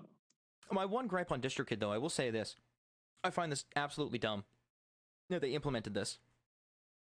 When you're doing lyrics, right? Yep. And of course, you go through the whole process, and you're like, okay, this is good. You can actually do synced lyrics, so basically, the lyrics will pop up whenever you sing. They recently, I think a year or two ago, they added this option, and when it comes to synced lyrics, it's $0, and you only get like some streaming services. And you pay $15 one time, and you can do a bunch of other streaming services and social media. Which is absolutely dumb. Like, why? Like, you didn't do this before, now you do it now. And one of the streaming services for the $15 just so happened to be Spotify. So I was like, damn, that's awkward, because Apple Music, you're going to have the synced lyrics, right? And all of a sudden, Facebook, Instagram, or any social media, no synced lyrics. Spotify, you're just going to see the wall of lyrics. Yeah. It's dumb. It was a useless money grab, and I've called it out twice on stories. I'm like, DistroKid, get rid of this. Get rid of this. There's no point to have this. Yeah. Oh, it's a money grab. That's what it was. Just go back to normal, where it was just like you do your synced lyrics and they go everywhere. Yeah. Yeah, it definitely seems kind of right, because like I've selected every digital store and every social media to have my songs on there. Why charge me an extra $15 for half the stores? Yeah. Dumb. Absolutely dumb. And they're probably not going to get rid of it anytime soon. I think it's like coming up on 2 years now, so 2 or 3 years. No, probably sticking around. Oh. When it comes to DistroKid though, do you find yourself comfy with it? Yeah, it works for me. Yeah, a lot of people like it came out of nowhere, and a lot of people started like dogging on it, and then people were like, "Oh, go for Lander, go for Lander," and the only thing Lander has on DistroKid is it's like half the price. Yeah. I'm like, I'm still pulling off the same stuff. I do like the fact when you start distributing though, it's that first time when I did actually start releasing music, but I never played live. Yeah.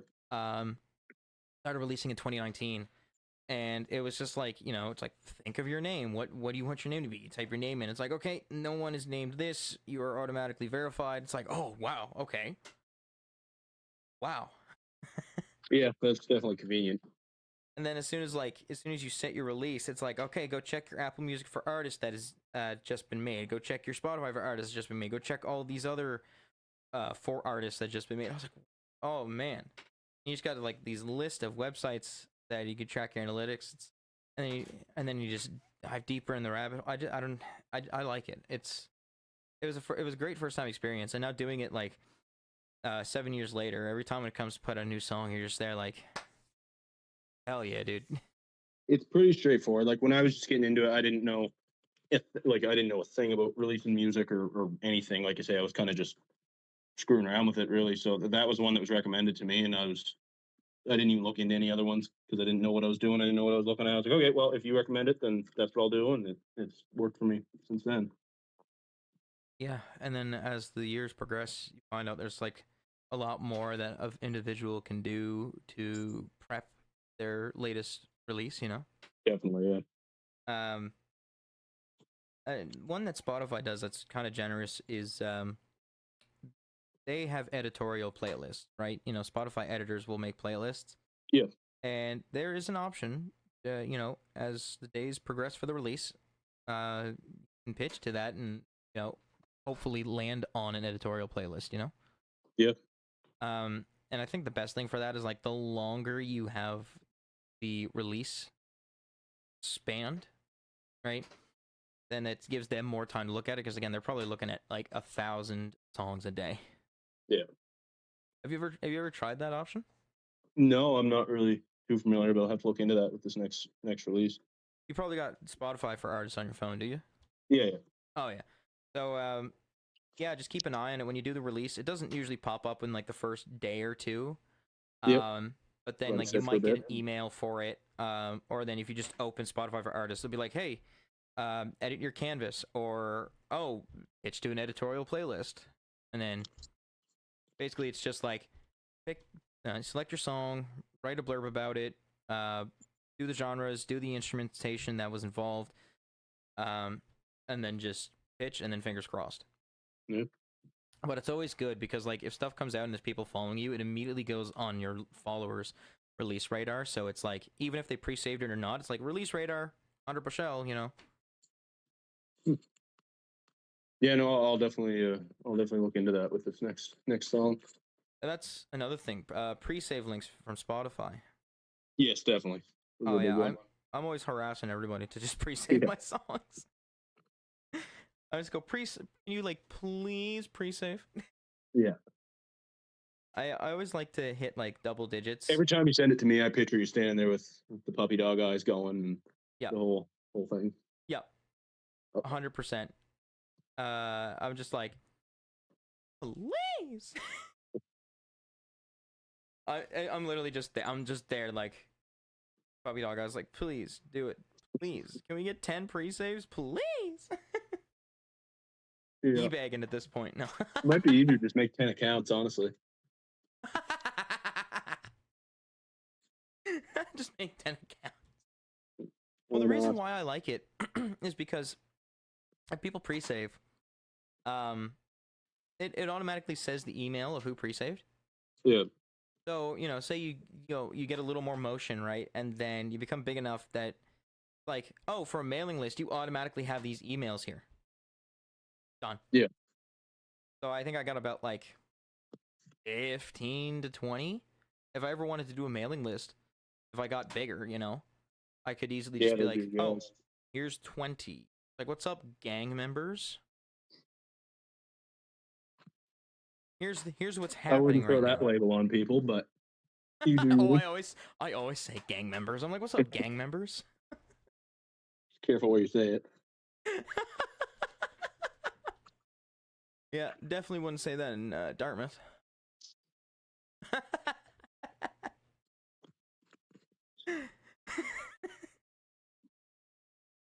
Oh man, I think this is a good spot to wrap up here. I got it's so weird to end these always, but it's like I've got like I got the talking points. Yeah, I'm done And talking to you. Bye. It's kind of awkward. I always enjoy talking to people because most people, it's just like, yeah, I'll see them in passing, or Yeah, if we're at each other's shows, it's like, oh, we get 15 minutes to talk, yeah. Yeah, right? you're And there's so a it's just time like, limit on it. yeah, it's like you can't really do anything in 15 minutes. And if you want to talk to more people, or you want to talk to the audience to keep them enticed, it's like you got 15 minutes to go over 20 tables. And talk to everybody. Yeah. Yeah, I do that a Yeah, lot. it's the worst. You get one guy who wants to take up all the time. It's like, man, I gotta go mingle, but I don't want to be rude. Oh, I do it in St. John. I make sure like I keep the audience enticed, and I go talk to a bunch of tables, and I make sure I do that within my 15 minutes. Yeah, It's and it does keep asses in seat longer. definitely. Yeah, Absolutely. It's I mean, when it's in hometown, you got a lot of people that will like come out because they like you. But if it's like yeah. somewhere else, they like Truro or something, right? People will know you, but it's like to keep asses in seats of like randoms, I guess. Yeah, you gotta go make friends. Yeah. Do you do that? Is that what I'm asking? Yeah, yeah, definitely. Oh, hello. All right. I try to engage people as much as I can. The other thing I find works too. It doesn't work in every venue, but if it's a more like listening environment, like quieter show where people are there more to hear music and not just they're there because it's a bar and there happens to be music. Even talking to people in between songs and like stage banter and stuff with the crowd, sometimes I find engages them a little better. Oh, yes. My gimmick for a solo show is I just say 60s to now. So Yep. I'll individually go to a table and be like, "What decade do you want to hear?" Yeah. And Or then, which kind of saves my ass a little bit. I always say this to everybody: it saves my ass because if someone asks for a specific song and I don't know it, I'm screwed. yeah. I lost their interest because I say, "Oh, I don't know it. I'll have to learn it." Yeah. Right? But if I say, "Give me a decade," and you shoot me a decade, and I play a song from that decade, it's just a complete luck of the draw. So if you ask me that, I'm going to say something from 1650 and expect to see shanty. No, like 60s to now, my guy. Come on. Yeah. 1960 to 2020. Yeah, I get you. But oh, I can't stand sea shanties. Don't even get me started on that. Really? Oh, they're the best, dude. I don't. I just Okay, I hear won't them bring it so up. much, and I Geez. just get upset when I hear them. I can't. I simply can't. Yeah. Like I've heard Parrots Privateer so many times. I'm just like, man, I'm just gonna leave whenever I hear it. It's one of those songs that it just completely irked me. Like it, I heard of it. I'm like, yeah, this is a pretty like staple song, and I'm like, oh, here's the 200th time I've heard it. Yeah. See, I'm Like, that way with Boot Scoot and Boogie. If I hear that song one more time, it's not gonna be good. I can't stand that song, and you play it every time. I play it on M Squared. Yeah, that's what. Come to think of it now, that probably makes sense. You when we played. Well, here's the thing though. Megan Lynn's band played it before us, but then we played it like Yes, a that's little right. They faster. played it We had a twice that little like night. improvised intro. Yeah. Then then I look around after like later in the night. I go, where's Hunter and Autumn? That's Yeah. he Probably hiding in the back left playing when we pool. played it. I remember when you did that because you did the big extended intro to it, and I said, but I could hear the tempo of the drum. There was something going on where I'm like, this is going to be Boot Scoot and Boogie. They're doing their own thing with it, but it's Boot Scoot and Boogie. And I said that to her, and then all of a sudden, first note hits. Yep. Yeah, basically, we did a very butchered version of that like iconic intro that they do. Right. And but Keith played it way too fast. So I was like, okay, we're playing it fast today. It's the thrash version. But to sweeten the deal, we did add another Brooks and Dunn song to our set list. Yeah. Neon Moon. Neon Moon. Yeah, Neon Moon. Not Brand New Man. I find Brand New Man like really overplayed. Same with Boot Scoot and Boogie. I could take Brand New Man over Boot Scoot and Boogie any day, though. I'm not a big country guy to begin with, but I hate that song. I take Boot Scoot and Boogie over Brand New Man. Yeah. And I'll take Neon Moon over Brand New Man. I like more upbeat songs, but it's just like, I don't know why. I just find the lyrics corny for Brand New Man. Yeah. Like that chorus, I just find it corny.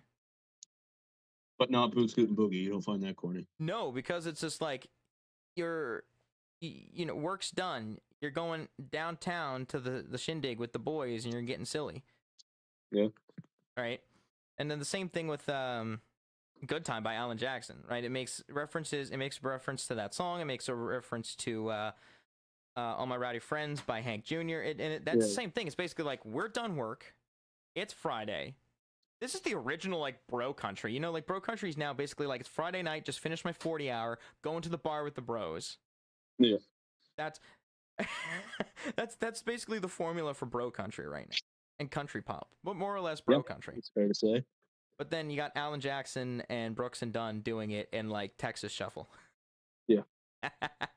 They did it right. I'll tell you that. That's another thing. I know you're not big on country, but you're probably, like, equally as disdain as I am with bro country. Oh, I can't stand it. It's the worst. I do like some country. Like, I like a lot of the older stuff, and even some of, like, the alt country that's coming out now is great. It's just there's a lot of it I don't like. I like depressing country where the guy's not doing so hot. That's the kind of country I like. I don't like the where he's not doing so hot. That's a statement. Yeah. There's a few of those. I do like those slower, sad songs, but I'm a very like with and I any love genre bluegrass. music. I just like it's nothing against up tempo music. I love bluegrass, but there's just something about the good time country song that just doesn't do it for me. There's a few slow sad ones that I'll listen to, and it's with any genre. I need upbeat mostly. Yeah. There's a few slows. Right, there's some older slow songs. I even throw them in my sets. Yeah. Weatherman by Hank Jr. That's a great song. That's a great one. Oh man. Yeah. I do the solo. Oh man, it's great. It's great. Yeah. It's what's another one? A lot of Waylon ones. There's a few sad, slow Waylon ones. Yeah, he Freedom does to some good Stay, stuff. Oklahoma Sunshine. Oh God, Cloudy Days. His cover of Sunday Morning Coming Down. There's a lot more. I just can't think of it right now. But like when it comes to like a live show, when there's like kids my age, I'm not playing the old ones. Yeah. Or not playing the slow ones, I should say. Unless it's like Neon Moon's pretty slow. We do Neon Moon. What's another slow one? Oh, I did last time I played Downtown Halifax. I did do this slow one, and I said, "All right, guys, we're gonna do a love song right now." And of course, then everyone was like, "Woo!" So I had them enticed for that. It's always good when you're doing like something with like a full band, and the audience is gonna do something you say. What's that, sorry? I said, it's fun when you're playing with a full band and you ask the audience to do something and they do it. Oh, it's great when you ask them to do it when they do it, but sometimes you say you have to do it and then they don't, and it's a little awkward. There was one of the songs that we did Can't You See? We did Marshall Tucker's version, the OG version. Yep. And we were like, can we get everyone to have their phones out and sway the light back and forth? And then the guy who was on sound, he was right next to the lights as well, and he turned the lights down. It was just the phones. Yeah. Oh, God, it was great. So I'll go full circle with that song. I was talking about opening for Minglewood right at the start, so I actually, at the end of the night, went up. I think it was the encore, and I went up and did that song with them. Wow, with no the Minglewood way. band when I was like 16 or 17, whatever No it was. way. Yeah, that was wild. Bro's balling right now. Yeah, and I haven't done anything half as cool since, but writes that on his EPK. Played Can't You See with Matt Minglewood. That's right at the top of the resume. Like, what experience do you have? Oh, I got 2 EPs, working on the new single. I played Can't You See with Matt Minglewood, opened for Matt Yeah. Minglewood as well. It's like, oh, all right, he's hired.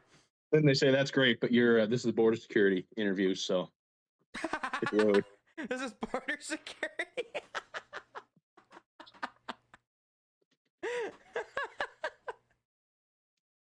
Oh man.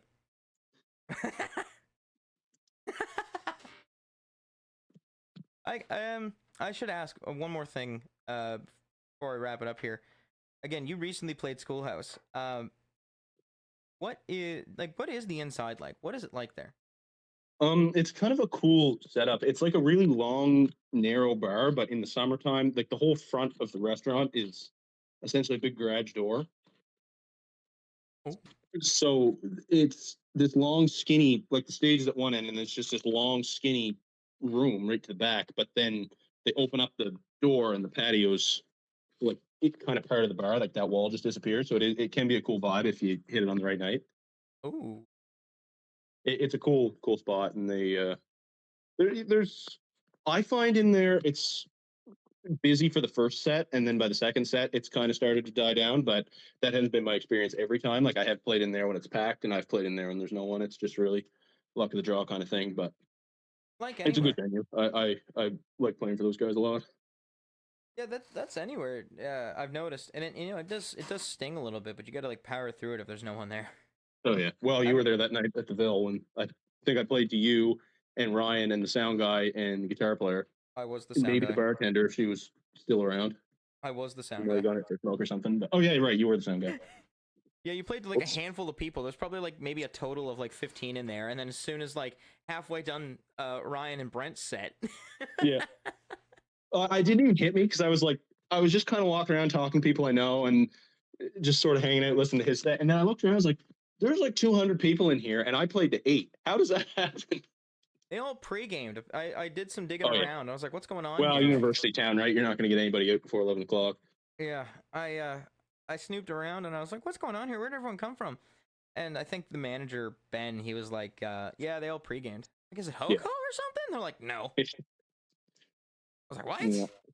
They all fucking pre-gamed before coming to the bar, and it's cheap drinks there. Yeah. What? I mean, playing in the Anvil is a hit or miss because it is ticketed.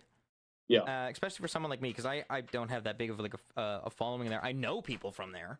The thing about that spot I find is you can kind of trick people because it is ticketed, but it's also a university town. So if you hit it when school's in, there's gonna be a bunch of people just going to the bar anyway if you're playing on a Friday night, whether they know who's playing or not. They like you don't really have to reserve your tickets. It's kind of just $10 at the door, which I think, especially if they pregame, they might just mistake that for a cover and not think too much about it. Yeah. But again, of course, if you got homies in an area, and be like, yo, you Yeah, should totally come to my show at the Anvil. definitely. Um, thing is, all my friends are musicians, so Yeah, I'd have to not like picking that. luck out and make sure a lot of people pregame and come to the Anvil. Yeah. Well, the other problem with all your friends being musicians too is you'll invite them to a show, but chances are, if I'm playing Friday night somewhere and I text you, hey, come to my show Friday night, chances are you're going to be playing somewhere else, right? Like Oh yeah, dude. Thursday, Friday, you run into that Saturdays. when your whole circle is all doing the same thing as you. It's Oh yeah. No, it's rare for musician friends to come out to the show. I think the only one, yeah, especially in Colchester County, I think the only musician friends that come out was like Sarah and her husband Matt. yeah. Maybe Kelsey and Even Hayden. that's lucky because those guys play every night of the week too. I think Yeah, Kelsey they're and Hayden busy. used to come out a few times. Yeah, Um, but that's it. And again, I just say, yeah, if you're available, come on out.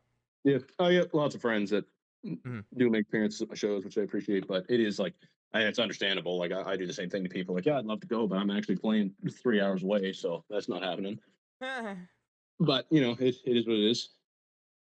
Yeah, that's But I try to. You got to try to get out and support when you can, because yeah. It's that's gonna how be you rough get a for scene me going, right? because Is all my weekends are taken up this summer, so it'd be very yeah, rare. I said to a lot of people, I'm like, you're gonna forget what I look like, you know. yeah, 14 weeks, you're gonna forget what I look like, yeah. and yeah. That's the thing. If people like hit it right and they get their like summer busy and they're like literally just playing, then it's just like, oh yeah, y'all not gonna see me for a while. Yeah. I mean, that was kind of the plan for me as well, though. I wanted to just hit 13 weeks in a row. Yep. And then it just so happened the weekend before I was doing stuff, doing shows as well. So it's like, great, okay, 14 weeks. No one's gonna like know what I look like. They're gonna forget Do what I you look do like. any like? Are you booking corporate stuff too, private parties, that sort of thing, or are you strictly? I wish. Yeah. I wish. I keep forgetting about doing that. Yeah, it's not a bad gig. Like sometimes it's corporate gigs are kind of lame, but a lot of it depends on who you're doing it for. Like some of my favorite shows. There's a contractor company down here that does. They get me every year for the Christmas party just because I know the guy who owns it, and it's like the rowdiest, most fun crowd. Like, but then sometimes you get the odd party where it's like there's not. Everyone's just kind of hanging out and doesn't really care there's music going on. But those ones I do find pay pretty good. The one. Let me think here. Think. The one I'll call it corporate. One thing that would be good to do for the summer is go for campground. Yeah, yeah, I've done some campground shows. I haven't yet. I keep forgetting to do campgrounds.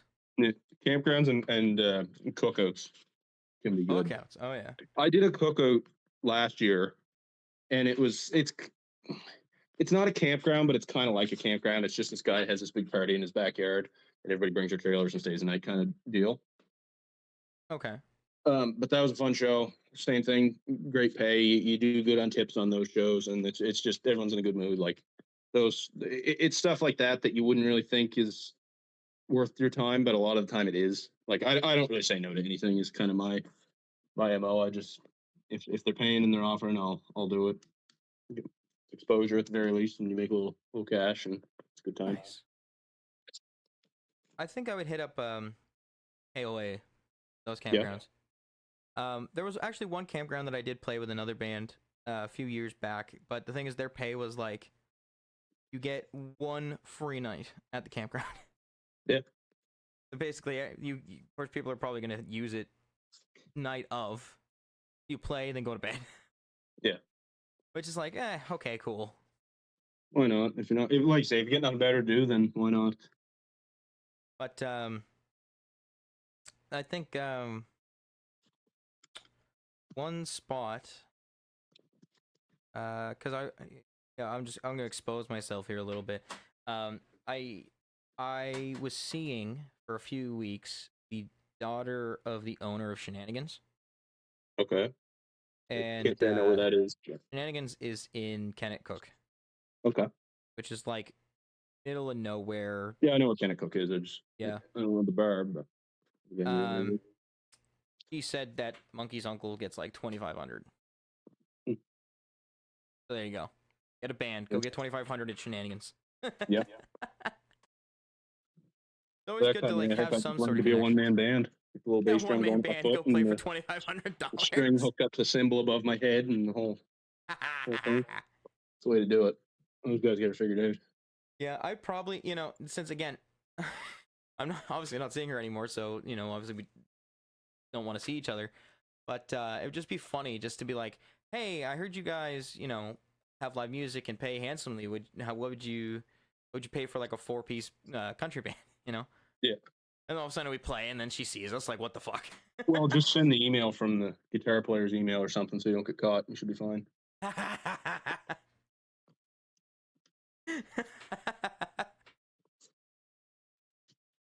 Oh man, it's yeah.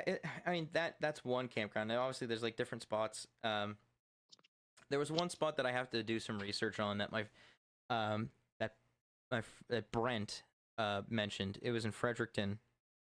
He was like, "Oh, go there. They pay handsomely." And I was like, "Really? Okay." Fredericton. Like, no, Yeah. they take care of you too. They pay you handsomely and take care of you. I'll have to call in and I'll have to like see if that's just because it was one band specifically, or they just do that for everybody. Because if that is, then it's like, okay, we're definitely gonna hit there a few times if we can. Absolutely. There's a spot. Some of the resorts are kind of cool too, like the not resorts, not the right word, but like retreats sort of deal. There's I've yet to one play retreats. in Liverpool area that I have some friends that have played at that I keep getting recommended to check out that I need to do. It's White Point Beach Retreat or Resort, or I don't know what the actual name is, but it's White Point Beach. It's Oh their man, thing. I Apparently, struck they are out. supposed to pay pretty good. I never called White Point, and I was told to call White Point. Yeah, Yeah, I struck out for that one. there you go. There's a reminder. What's another one? Oh, there's another. It was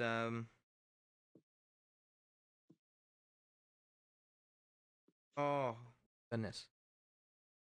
I think Brent. Yeah, Brent was the one that asked me to do. Recommended White Point. Yeah, Oh God, what was the other? I just had it and I don't have it. Ah. No, I lost it now. It'll probably come back to me later. Yep. I hate that. It's like, oh, I just lost my. It's rare for me to lose train of thought, but when it happens, it's detrimental. Yep. Well, Hunter, I think that's all the information I need out of you. Absolutely.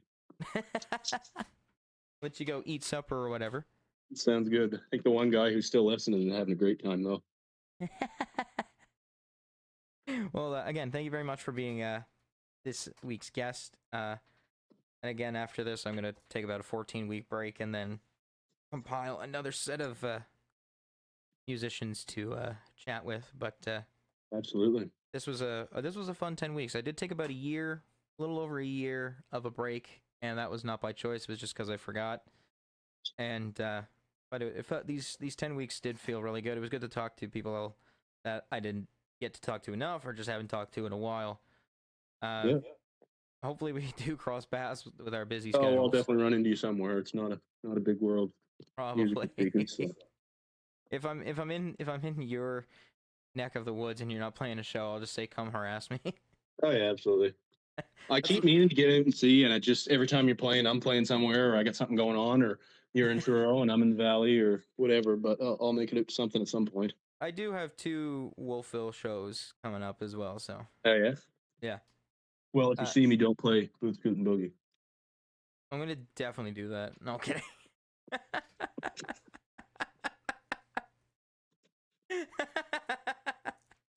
It's gonna be Boots, Scoot, and Boogie and all bro country. No kidding. One of them is with Alex Harvey, so it will be a lot of modern country. That part I can't fix. Well, I can talk to her too and do some convincing. I can try to convince her to change it up too. Be like, hey, yo, can you like play something different, please? Yeah. A lot of them are good songs, though. She recently added a Shania Twain tune that I haven't heard in forever. I haven't seen her play. I used to run into her all the time in Truro, and then I guess the open mic sort of shut down. I just stopped running into her, but I keep meaning she's another one I keep meaning to get out and catch sometime when I'm free. Who, Alex? Yeah. Okay, I thought, I honestly, dead ass thought you were talking about Shania Twain. I was like, what? Oh yeah, me and Shania will go way back. Yeah, no, Alex is like, basically, I'm the one that's getting all the gigs. Yep. I'm not trying to make myself be like head honcho, but a lot of them was like, hey, dates are, or like the 3 that, Rachel that books, they're open. What dates do you want here? Here's the dates. Look at them. Stuff like that. Or, I got us into Coldstream, and then she actually got us a second date at Coldstream, which is nice. Yes. So that'll be July. Doing that thing again where it's like I make a pit stop in Truro, and after the show, I go right to Cape Breton and play Cape Breton the Saturday night.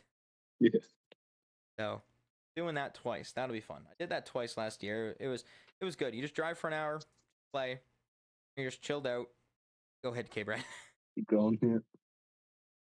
Oh man, yeah. There's I mean, in that list I sent Autumn, there isn't spots in Cape Breton, so it's a bunch of spots except Cape Breton. I think I mentioned that. Yeah, because like have fun. Like I it would was like a to do pain in some the ass Cape to Breton find stuff this year for Cape Breton. So I'm like, I'm just not even gonna write the Cape Breton spots. I'd like to do a Cape Breton run at some point. I don't know what's going to happen this year, but it is on my radar. Oh, I'll tell you right now, I'd for like to summer, just go up don't even for look for summer. What's that? I said I'll tell you right now, don't even try and fit in the summer because everything's booked. No, it's definitely a happening spot. For stuff like that, ask in January. Yeah. And again, I don't know what's in the air or the water this year, but like 2025 getting stuff was a hell of a lot easier than 2026. Yeah. Yeah. Oh, I it was a pain in agree the with that ass. sentiment. Like I was struggling at points. I'm like, man, I need these dates filled now. And then there'd be times like a bunch of dates would fly at me at once, and I'd be like, okay, cool. I just got filled 5 spots. Fan That's the friggin' way you're tastic. either playing. For me, at least, I'm either playing 4 nights in a row or I'm going 2 weeks without a show. Like Damn. Damn. it always seems to work out that way, or they want you on like two venues want you on the same day or whatever. Like it doesn't always I, line up the way I want it to. But sometimes I double dip if I've like back. definitely done it. Yeah, I'm doing a few. There's Yeah, it's hard to pull off. It's not even the getting through the 2 sets in one day part that's hard. It's just the logistics of getting from one place to another and making it on time. But the one that I'm scared about is the Cape Breton one. One is 2 to 5, and then it's a 15-minute drive to the next spot, and it's 6 to 9. yeah, So that's the one that I'm kind of like about. And then yeah, the other one, that's 6 hours of straight gig with no break in between. two 15-minute breaks each gig, and then a Yeah, 15-minute drive, and then try to tear down as fast as I can. yeah, that'd be fun. Then the second one is 2 to 5, 7 to 9. So, and it's 8-minute drive. Yeah, So I'm just chilling. Probably yeah. get out of there by like 5:15, and then just like drive over to the other spot, and I'm just chilling. I'm just like, oh, I can set up early, I guess. Eh, it's an option. Like when I see something like some place does something early in the day, it's like, man, I'm not doing anything at nighttime. Like, Yep. I'm so used to nighttime, you know. Yeah. We did Or, one last year where Autumn and I both played at Wharfrat in Digby. oh, And then she played at the Carlton that night. So we played at Digby in the afternoon and then booked Halifax for the Carlton. Then I think we played the next day in Truro. So then it was back to Truro. And then the next day it was Giant Stock. So we went up to that. disgusting. Yeah. It was a busy one. But we've had a few weekends like that where it's like, I, I think there was one last summer. It was when Jubilee was going on. That was right around the time we had got hooked up with Darcy and Andre and their outfit. But they were doing their late night shows for the Jubilee, and they ended up asking if we would play all 3 nights. And so we're like, yeah, sure. But then we also had a gig booked in the day in New Glasgow, and then she had one booked the next day in New Glasgow. And then like 2 days later, we did a songwriter circle or something in Truro. So I think between the two of us, we did 11 sets in 4 days. That's horny as fuck. Yeah, that was the most ridiculous it's been for us. But I mean, we did good financially that weekend, but I would probably man, you gotta give me the connect for friggin' Warframe, dude. Like this year, sadly, I got 0 festivals. No yeah, festivals I'm confirmed. not doing a whole lot. I think Giant Stock's the only festival I'm doing. Yeah, I think I mentioned I'm the doing autumn. the Lawrencetown Expo in August, but I guess it's not That's really a festival, but it kind of it's an expo with its own thing. that's one thing I asked Autumn. I said, "How the hell do you get into Giant Stock?" And she just said, "Talk to Andre." Yeah, Which is okay. I'll talk to Andre. yeah. Uh, I can't really help you with that one. yeah, just talk to him. But Warfrat, bro, you gotta give me the connection for Warfrat. Warfront actually reached out to me last year. What? Well, they reached out to Autumn first. This was funny because they reached out to her, I think on Instagram or Facebook or something. What? And we were doing something, like we were out somewhere, and she got a message, and she didn't know what Warfrat was. And I was so trying to explain to her, I was like, "No, Warfrat's like a huge rally. Like you gotta take that." And she's like, "Well, I don't know. I played the Carlton that night, and like, no, we'll figure it out, but we're doing it, or you're doing it." And then they contacted me shortly after. I'm like, "Yeah, we want you too." So, oh, great, okay. Huh. That one was fun though because they shut the whole town down, and you go in and you have to get shuttled, like not shuttled in, but they come out and they like escort your car through the town. So there's just waves of people surrounding the car, and you're driving right to the stage, and there's people all around the car and motorcycles blaring horns and revving their engines at you. You kind of feel famous, which is nice. That's kind of cool. I'm not gonna lie. Yeah, it was a different experience. I think next year is gonna be the year where I'm gonna have to like just hammer down on festivals Yeah, because like I applied to a bunch and I just got zilch. I'm the same way. I applied to everything and didn't get much, but Oh, I got 0. Yeah. I've been declined from 2 Yeah. and 0 responses. So my ROI is 0. No, that was a pain. Like the Fox Mountain one was actually the first one who got back to me, and it was decline. Yeah. Fox Mountain Country Fest. Declined. There's one Country band. in Liverpool that you'd probably fit in good at. It used to be the Hank Snow tribute, but now I think it's just called Summerfest. Oh, it's too late now. Oh, it'd be too late now. Yeah, maybe for next year. It's like a country themed one. Yeah, I'm gonna constantly try. I'm gonna just try all the same festivals that I tried this year for next year. Try out like just get the festivals out of the way first, and then start booking everything else. Yeah, book around them. That's probably the way to do it. Ones that are one that I really was looking forward was Harvest Fest in Fredericton. Yep. That pissed me off because I emailed in September. They got back to me in December saying, "Sorry, we're not looking for anyone else." Like, dude, look at your email. I emailed after Harvest Fest. Yeah. Like, yeah, no, yeah. I was like, no surprise. You're not looking for anybody because you wait 3 months to reply. That part irks me. It's just like you're waiting and waiting, and then you get the no. Oh, unbelievable. Oh man. Alrighty. Okay, I think this is now the time to end it here. This is the 3rd time saying I'm gonna end it. Third time's a charm. 3rd time's the charm. Here we go.